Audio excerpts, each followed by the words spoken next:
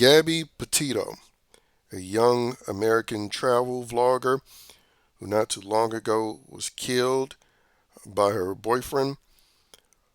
They recently did a documentary on her via Netflix.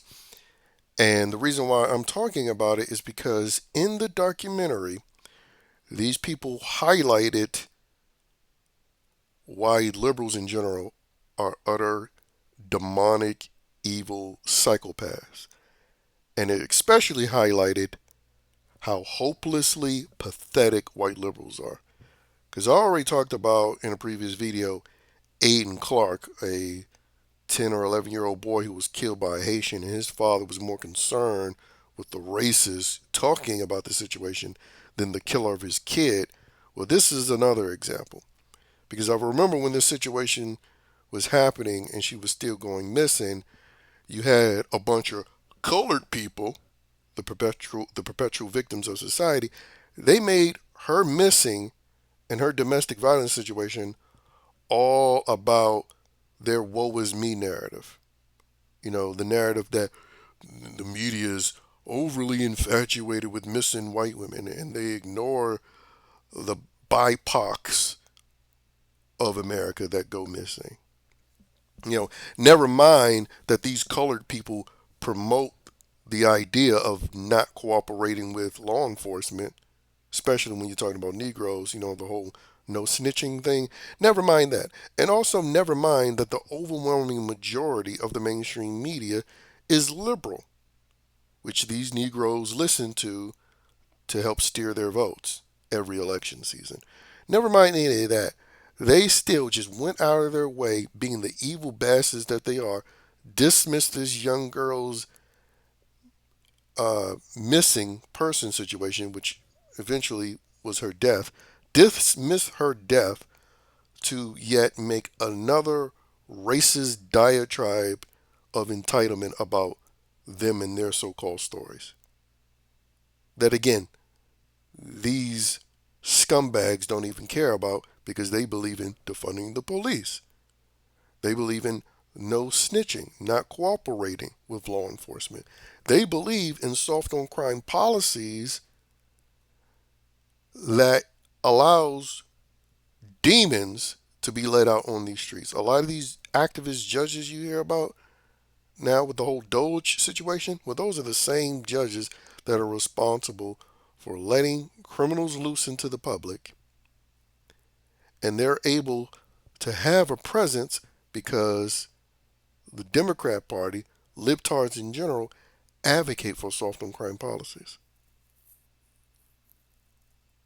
But again, it just further highlight the blatant bigotry and the anti-white racism, which again these pathetic white liberals abide by. Because in this little clip that they highlighted, they discussed this with their parents or with her parents, where they saw a bunch of demons in the mainstream media disregarding their daughter's missing persons case while she was still missing, and they just went on racist, anti-white, and in this case, anti-white woman diatribes, talking about, oh, it's not fair that she's getting attention. You should be paying attention to all these cases. It's not fair. She's white. She doesn't deserve any coverage. Because that's essentially what they were saying. You know, and again, this has been mainstream media talking points. It's why I said, again, in the previous video, the Trump administration should be hiring white nationalists to be a part of their administration. Because that's where the Democratic Party stands. They embrace all of the vitriol that they accuse the opposition of, which unfortunately goes out of their way to try to appease people that utterly despise them. But again, these parents folded to that messaging. The father was highlighted, was saying, you know, he was pissed when he first heard people talking about his daughter's skin color, but then he researched it and he came to understand. And of course, Netflix would platform something like this Netflix, aka Pedoflix, known for the child pornography movie known as Cuties. But again, this just really perfectly summarizes how demonic and evil liberals are, and just how utterly racially cucked white liberals are. Like, white liberals really are the most despicable demographic of people because, at least with the POCs, even though they don't care about their children either, at least that they will present as if they care, and they would dare you to, racially slur them or insult them. Meanwhile, these woke white liberals, they allow their children to be racially slurred and assaulted all the time, and even killed.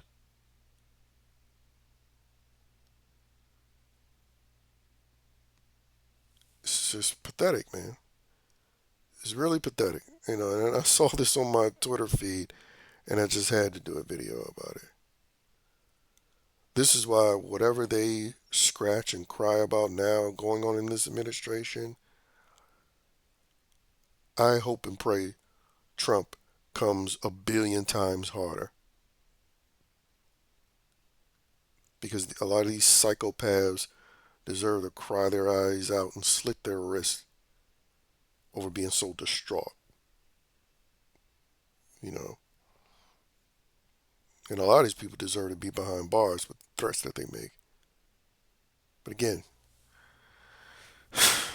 it's just a continuous reminder that there is no both sides of the matter. Oh, both sides can be wrong. No, this is a this is a consistent, uniquely evil aspect of liberalism, where they're just casually and brazenly racist against a particular demographic group, a particular demographic of people, while simultaneously virtue signaling about caring about their own community when they are the very ones that votes against law and order, crime, and punishment.